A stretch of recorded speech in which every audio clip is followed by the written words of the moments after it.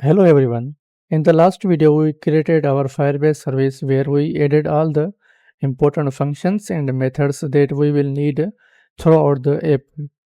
So in this part, we are going to create the main screen, main controller of our app with a bottom navigation bar. So this main screen will act as the center point of our application. From here, the user will be able to navigate between four screens. Home screen, where we will show the main feed, the friends screen where users can see their accepted friends or the list of friends, users screen where they can find new people and friend requests, send them friend requests, and finally the profile screen where they can view and manage their own profile. We are keeping the structure clean so that later we can easily connect these screens with their respective controllers and Firebase services.